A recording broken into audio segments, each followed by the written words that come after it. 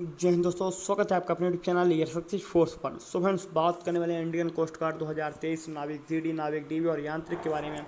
आज हम बात करेंगे आपके इंडियन कोस्ट गार्ड नाविक जनरल ड्यूटी, डोमेस्टिक ब्रांच और यांत्रिक के बारे में कि यदि आपने इस बार इंडियन कोस्ट गार्ड का फॉर्म फिलअप किया है तो ये आपको जानकारी होनी चाहिए कि हमारे स्टेज सेकंड में क्या क्या कराया जाएगा। मेनली आपके लिए वीडियो काफ़ी इंपॉर्टेंट रहने वाला है। जो भी कैंडिडेट्स इस बार तैयारी कर रहे हैं उनको बिलीव होता है कि मेरा एग्ज़ाम में स्कोर क्या होगा। जब भी आप मॉक टेस्ट लगाते हैं तो उससे कई गुना एक ये आशा मिलती है कि मेरा एग्ज़ाम इस बार क्वालिफाई हो जाएगा। तो एग्ज़ाम भी क्वालिफाई होगा तो स्टेज सेकंड में भी हमको गुजरना पड़ेगा। तो स्टेज सेकंड में क्या क्या कराया जाता है उसके लिए, जैसे कि पीएफटी हो गया, डीवी हो गया एंड आपका इनिशियल मेडिकल हो गया। डीबी में ऐसा रहता है कि कौन कौन से डॉक्यूमेंट्स आपको लेने जाएंगे ये आपको जानकारी होनी चाहिए पहले से। नहीं है अगर आपके पास तो उनको आप पहले से बनवा सकते हैं।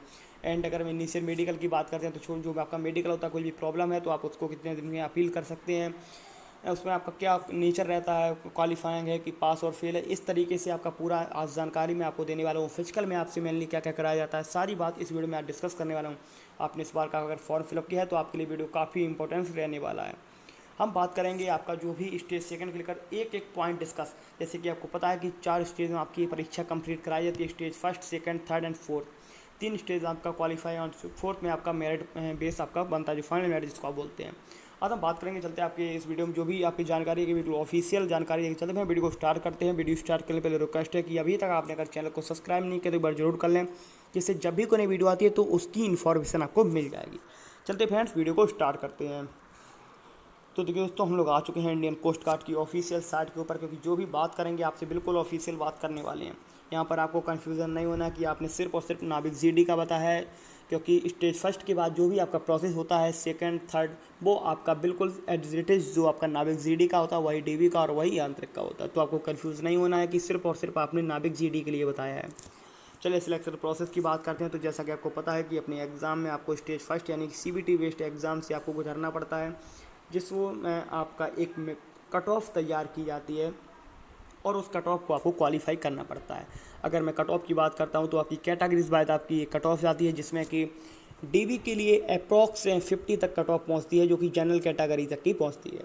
जनरल की इस वजह से मैं एक बता रहा हूँ कि जिससे आपको एक होप मिलेगी, जिससे जो भी SC ST and OBC candidates हैं उनको ये पता चल जाएगी फाइनल के लिए कम से कम कितने नंबर्स हमको लाने होते हैं।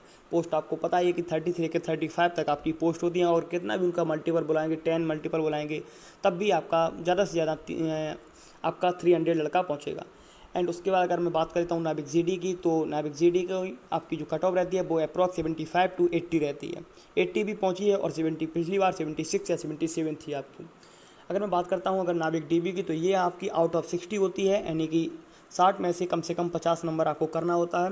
एंड अगर मैं वहीं बात कर लेता हूँ नाविक जीडी की, तो ये आपकी आउट ऑफ 110 में से आपकी होती है। अब चलते मैं बात करता हूँ आपके स्टेज सेकंड के बारे में। तो जैसा कि पता कि जब आप कट ऑफ को क्वालिफाई कर लेंगे तो आपके लिए एक स्टेज सेकंड का एक ई एडमिट कार्ड जारी किया जाएगा। जो एडमिट कार्ड आपका जारी होगा ये स्टेज सेकंड के लिए होगा। स्टेज सेकंड आपका 3 चरण से होता है, जिसमें आपका section A, section B and section C से आपका डिवाइड होता है। सेक्शन ए में अगर मैं बात करता हूँ तो फिजिकल फिटनेस टेस्ट से आपको गुजरना पड़ता है, जिसको आप शॉर्ट फॉर्म में पीएफटी बोलते हैं। पीएफटी आपका एक जिसको आप ईजी मान सकते हैं, क्योंकि यहाँ पर आपको जो रनिंग मिलती है वो 1.6 किलोमीटर की ही रनिंग मिलती है, जो कि एयरफोर्स नेवी में मिलती है। लेकिन यहाँ पर जो आपको टाइम मिलता है एयरफोर्स नेवी एंड आर्मी से तो कई ज़्यादा ही मिलता है आपको, क्योंकि यहाँ पर आपको जो टाइम मिलता है वो आपका 7 मिनट का आपको टाइम मिलता है। 1.6 किलोमीटर की रनिंग है और 7 मिनट का आपको कंप्लीट करनी है। अगर मैं एयरफोर्स की बात करता हूँ तो 6.5 मिनट में आपको अप्रोक्साइज करनी होती है, और अगर मैं आर्मी की बात करता हूँ तो 5.5 मिनट में आपको कंप्लीट करनी होती है। तो ये आपकी कुछ जो रनिंग का मेजरमेंट है ये आपके सामने है।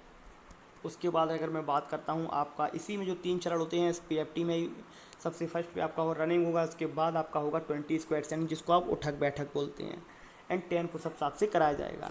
तो ये आपका कुछ फिजिकल का रहा। फिजिकल को आप जब क्वालिफाइंग नेचर का होता है, यानी आपको यहाँ पर ये नहीं कि आपको यहाँ पर नंबर दिए जाएंगे कि अगर आप 4 मिनट में रनिंग को ख़त्म कर देंगे 1600 तो आपको यहाँ पर 100 नंबर एक्स्ट्रा मिल जाएंगे, ऐसा कुछ नहीं है। आपको सिर्फ और सिर्फ यहाँ पर क्वालिफाई करना होता है। जिस तरीके से वो पुशअप्स करा रहे हैं, जब आपसे अप डाउन बोल रहे तो वही आपको करना है। उसके बाद मैं बात करता हूँ डीबी यानी सेक्शन ए आपका पीएफटी, सेक्शन बी हो गया आपका documents verification. Documents verification probably आपका पास और फेल पर आपका डिपेंड करता है।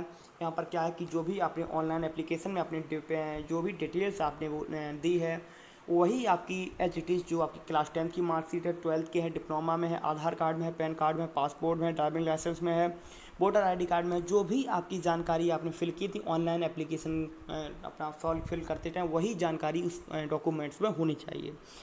उसके बाद क्या है कि अगर कोई भी जानकारी अगर मिसमैच वगैरह होती है तो आपको वहाँ पर जैसे आपका मान के चलिए कि नेम में हो गया, डेट ऑफ बर्थ में होगा, पेरेंट्स नेम होगा, सब्जेक्ट वाइज मार्क में अगर आपकी गलती होती तब भी आपको यहाँ पर फेल कर दिया जाता है।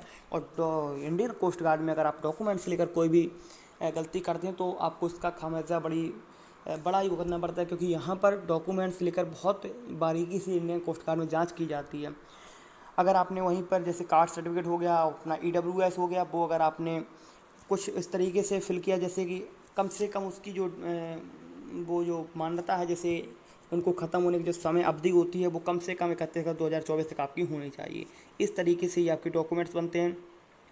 कोई भी गड़बड़ होती है तो फिर वो आपको कर देते हैं। जैसे आप अगर नाविक GD के कैंडिडेट्स हैं तो ये मत सोचिए कि आपको सिर्फ और सिर्फ 12th की मार्कशीट लेके जानी है। आपको 12th के साथ साथ आपको 10th की मार्कशीट भी लेके जानी है।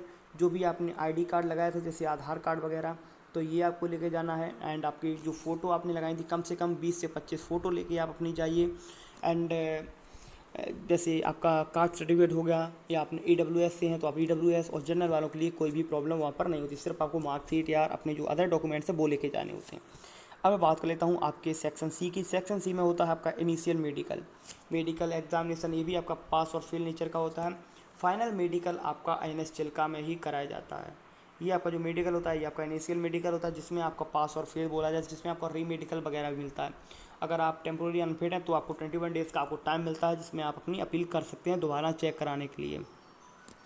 मेडिकल की अगर मैं बात करता हूँ तो ये आपको जो भी आपका नॉर्मल टेस्ट होता है वही सब यहाँ पर कराया जाता है। अगर आप यहाँ पर परमानेंट फेल होते तो आप 42 डेज़ बाद आप इसमें अप्लाई कर सकते हैं, ऐसा कुछ इसमें नोटिस में लिखा होता है। एंड स्टेज सेकंड की जो भी आपके पॉइंट्स थे मैंने आपसे बहुत अच्छे से डिस्कस किए। आई होप आपको ये सारी बातें समझ में आई होंगी।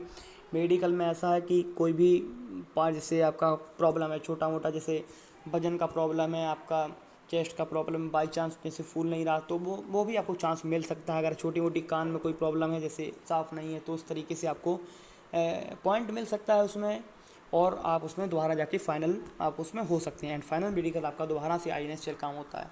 तो अब सारी बातें आपको समझ में आई होंगी। मिलते हैं आपसे अगली वीडियो, तब तक के लिए जय हिंद जय भारत।